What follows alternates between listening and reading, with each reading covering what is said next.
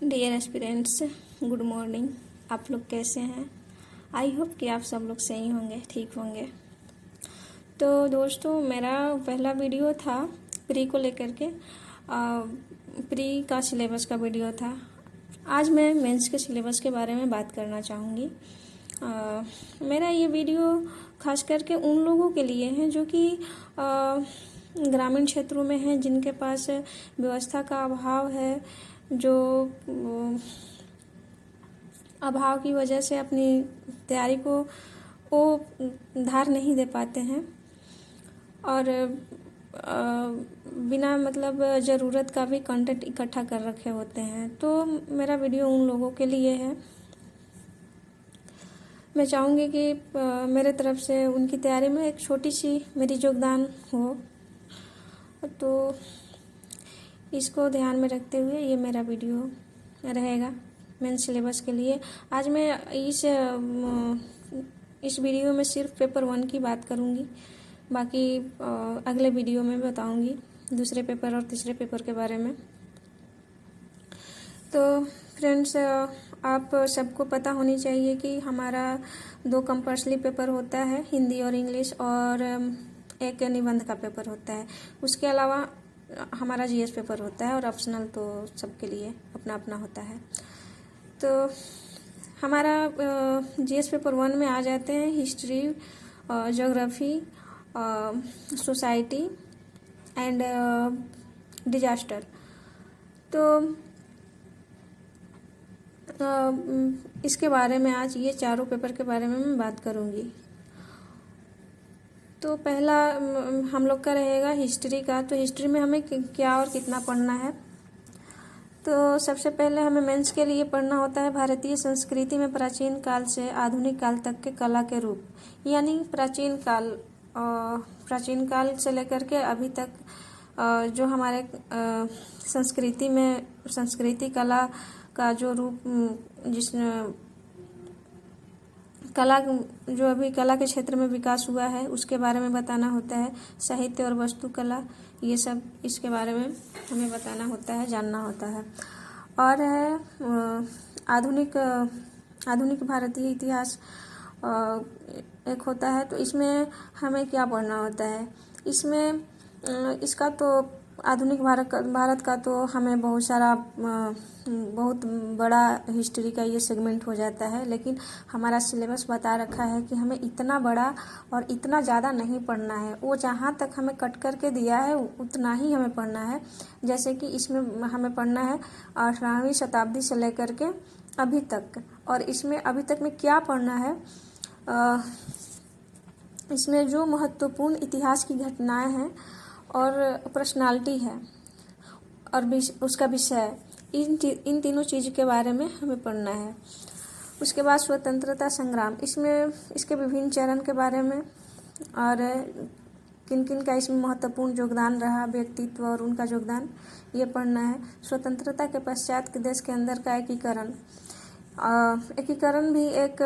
एकीकरण और पुनर्गठन एक महत्वपूर्ण टॉपिक हो जाता है हमारा। तो इसको भी हमें ध्यान में रखना होता है, कैसे एकीकरण हुआ, कब विलय हुआ, किन के साथ विलय करने में किन का योगदान रहा, ये सब हमें जानना होता है। फिर हमें विश्व का इतिहास तो समझ रहे हैं कि कितना बड़ा होगा, लेकिन हमें उतना नहीं सोचना है।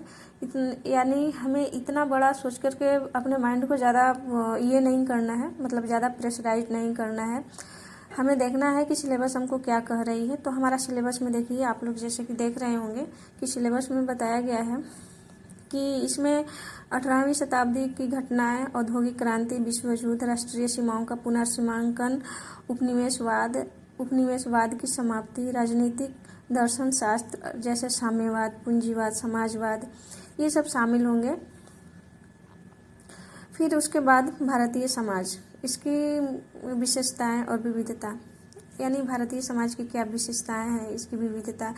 क्योंकि हमारा जो भारत है, हमारा जो देश है, हमारे देश में बहुत सारी विविधताएं पाई जाती हैं। जैसे कि आप जम्मू कश्मीर से देखिए कन्याकुमारी तक, तो कोई भी आपको एक जैसे नहीं दिखेगा। तो डाइवर्सिटी तो है ही, तो इनके बारे में हमें जानकारी इकट्ठा करना होता है, जानना होता है। फिर महिलाओं की भूमिका, संगठन, जनसंख्या संबंधित मुद्दे, गरीबी, विकासात्मक विषय, शहरीकरण, उनकी समस्या और उनके रक्षा उपाय। यानी महिलाओं की हमारे इस समाज में भूमिका क्या है, महिला संगठन क्या कार्य कर रही है, जनसंख्या संबंधित मुद्दे क्या हैं, जनसंख्या से हमें क्या हमारे समाज पे इस बढ़ती जनसंख्या का असर पड़ रहा है, इसके पक्ष और विपक्ष में हमें बताना होता है। फिर आपका गरीबी, विकासात्मक विषय, गरीबी जान रहे हैं कि आज का एक बहुत बड़ा समस्या बना हुआ है हमारे देश में, तो इस चीज़ को बताना है, इसके बारे में पढ़ना है।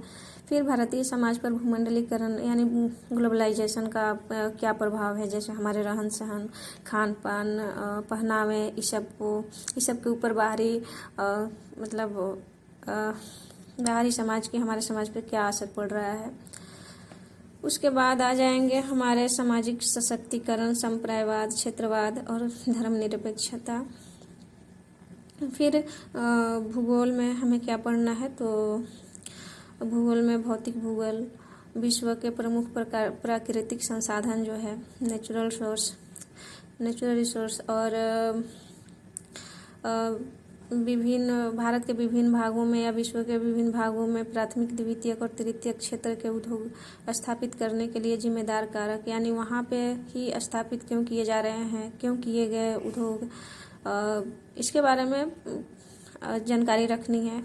और फिर उसके बाद आता है भूकंप, सुनामी, ज्वालामुखी, हलचल, चक्रवात आदि। जैसे जितने हमारे टॉपिक में जो वर्ड लिखा है उसी पे हमें ध्यान देना होता है। जैसे भूकंप लिखा है तो भूकंप हमें पढ़ना ही पढ़ना है, सुनामी लिखा है तो सुनामी पढ़ना ही पढ़ना है, फिर ज्वालामुखी पढ़ना है, चक्रवात, ये सब पढ़ना है। और इसकी भौगोलिक विशेषताएं और उसके स्थान अति यानी ये महत्वपूर्ण होते हैं। इसके बाद वनस्पति एवं प्राणी जगत में परिवर्तन, जलवायु परिवर्तन को लेकर के इसके परिवर्तन के प्रभाव, ये सब हमें बताना होता है। तो आई होप कि आप लोग को ये वीडियो अच्छा लगेगा, आप लोग को मेरी इस छोटी सी अपना अनुभव शेयर करने से हो सकता है, मैं जहाँ तक उम्मीद करूँगी कि आप लोग को थोड़ा लाभ हो और इससे मुझे भी खुशी मिलेगी। तो आप सभी को धन्यवाद। मेरे वीडियो अच्छे लगे तो उन्हें लाइक कीजिए, शेयर कीजिए एंड सब्सक्राइब कीजिए मेरे चैनल को। Thank you.